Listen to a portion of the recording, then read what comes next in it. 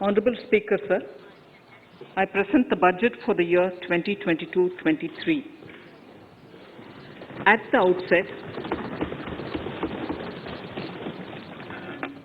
outset, sir, I want to take a moment to express my empathy for those who had to bear adverse health and economic effects of the pandemic. The overall sharp rebound and recovery of the economy is reflective of our country's strong resilience. India's economic growth in the current year is estimated to be 9.2%, highest among all large economies. I recognize we are in the midst of an Omicron wave with high incidence but milder symptoms. Further, the speed and coverage of our vaccination campaign has helped greatly. With an accelerated improvement of health infrastructure in the past 2 years, we are in a strong position to withstand challenges. I am confident that with Sabka Prayas, we will continue our journey with strong growth.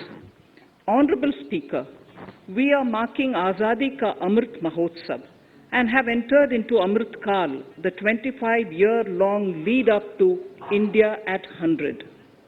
Honorable Prime Minister, in his Independence Day address, had set out the vision for India at 100. By achieving certain goals during Amrit Kal, our government aims to attain this vision.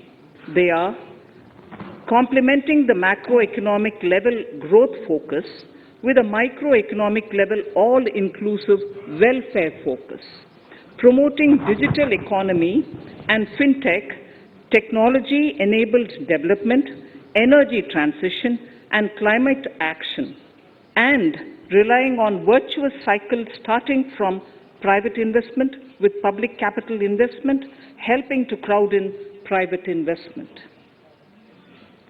Since 2014, our government's focus has been on empowerment of citizens, especially the poor and the marginalized. Measures have included programs that have provided housing, electricity, cooking gas, and access to water. We also have programs for ensuring financial inclusion and direct benefit transfers.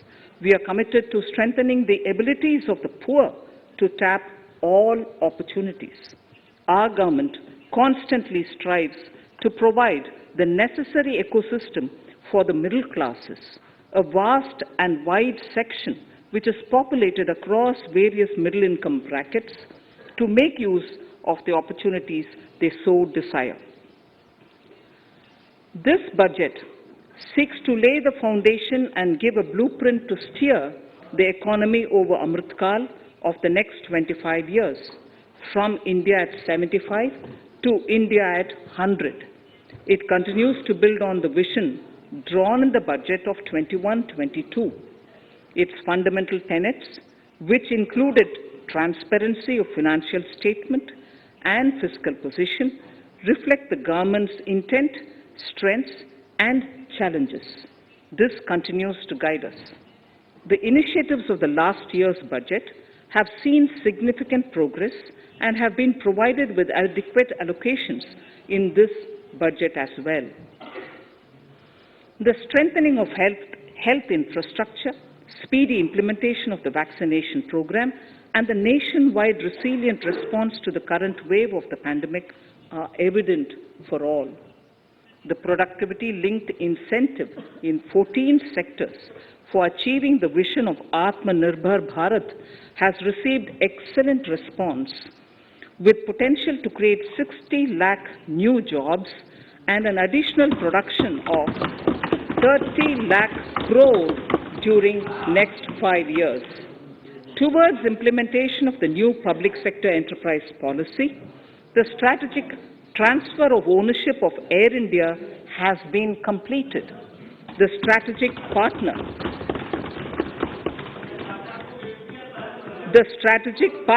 for Neelanchal Ispat Nigam Limited has been selected.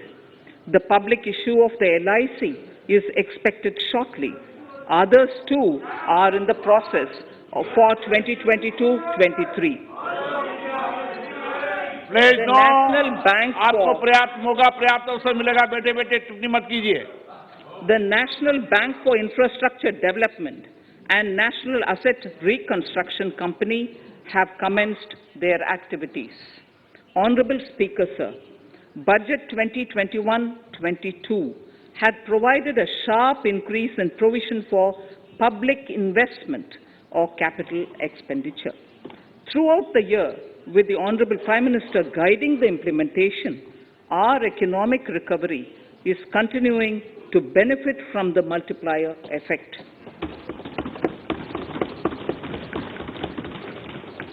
This budget continues to provide impetus for growth. It lays a parallel track of 1. A blueprint for the Amrit Kal, which is futuristic and inclusive. This will directly benefit our youth, women, farmers, the scheduled castes, and the scheduled tribes. And number 2, big public investment. Number 2, big public investment for modern infrastructure, readying for India at 100. This shall be guided by PM Gati Shakti and be benefited by the synergy of multimodal approach. Moving forward on this parallel track, we lay the following 4 priorities: PM Gati Shakti, inclusive development, productivity enhancement and investment, sunrise opportunities, energy transition, and climate action, and 4, financing of investments.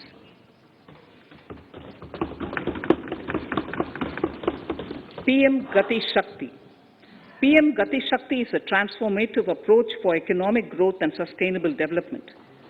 The approach is driven by 7 engines, namely roads, railways, airports, ports, mass transport, waterways, and logistics infrastructure.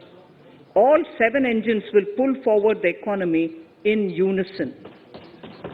These engines are supported by the complementary roles of energy transmission, IT communication, bulk water and sewerage, and social infrastructure. Finally, the approach is powered by clean energy and Sabka Prayas. The efforts of the central government, the state governments, and the private sector together, leading to a huge job and entrepreneurial opportunities for all, especially the youth. PM Gati Shakti Master Plan, National Master Plan.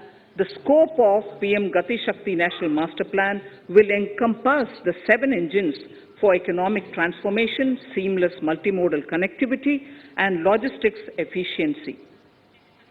It will also include the infrastructure development by the state governments as per Gati Shakti Master Plan. The focus will be on planning, financing, including through innovative ways, use of technology, and speedier implementation. The projects pertaining to these 7 engines in the national infrastructure pipeline will be aligned with PM Gati Shakti framework. The touchstone of the master plan will be world-class modern infrastructure and logistic synergy among different modes of movement, both of people and goods, and location of projects. This will help raise the productivity and accelerate economic growth and development. Road transport. PM Gati Shakti Master Plan for expressways will be formulated in 22-23 to facilitate faster movement of people and goods. The National Highways network will be expanded by 25,000 kilometers in 2022-23. 20,000 crores of rupees will be mobilized through innovative ways of financing to complement the public resources. The data exchange among all mode operators will be brought on unified logistics interface platform, designed for application programming interface. This will provide for efficient movement of goods through different modes, reducing logistics cost and time, assisting just-in-time inventory management, and in eliminating tedious documentation. Most importantly, this will provide real-time information to all stakeholders and improve international competitiveness. Open source mobility stack for organizing seamless travel of passengers will also be facilitated. Contracts for implementation of multimodal logistic parks at 4 locations through PPP mode will be awarded in 22-23. Railways will develop new products and efficient logistic services for small farmers and small and medium enterprises, besides taking the lead in integration of postal and railways network to provide seamless solutions for movement of parcels. One station, one product concept will be popularized to help local businesses and supply chains. As a part of Atmanirbhar Bharat, 2,000 kilometers of network will be brought under Kavach, the indigenous world-class technology for safety and capacity augmentation in 2022-23.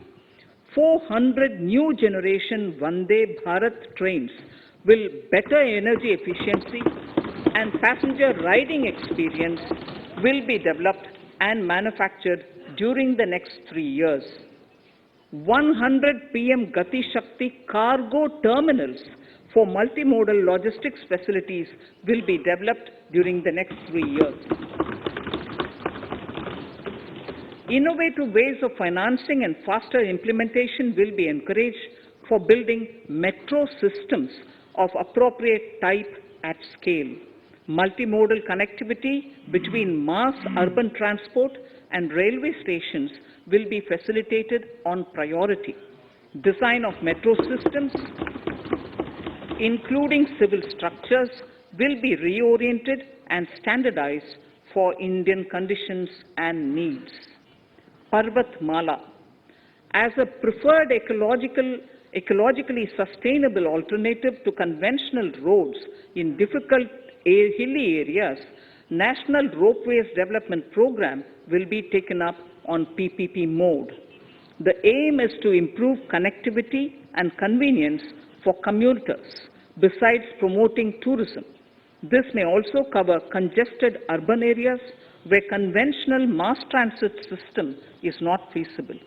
Contracts for 8 such ropeway projects for a length of 60 kilometers will be awarded in 22-23.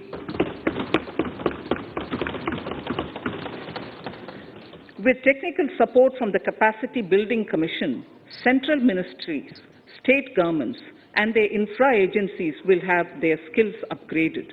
This will ramp up capacity in planning, design, financing, including innovative ways, and implementation management of the PM Gati Shakti infrastructure projects. Inclusive development, our second priority. Agriculture.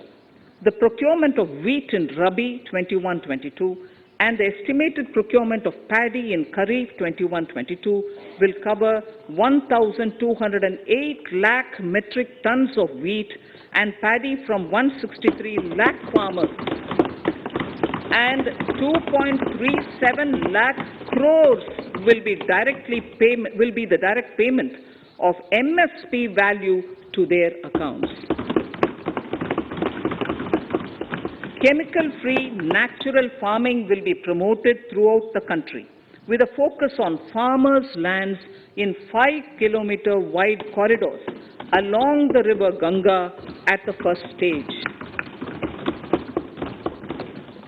2023 has been announced as the International Year of Millets. Support will be provided for post-harvest value addition, enhancing domestic consumption, and for branding millet products nationally and internationally. To reduce our dependence on import of oil seeds, a rationalized and comprehensive scheme to increase domestic production of oil seeds will be implemented. For delivery of digital and high-tech services to farmers, with involvement of public sector research and extension institutions, along with private agri-tech players and stakeholders of agri-value chains, a scheme in PPP mode will be launched.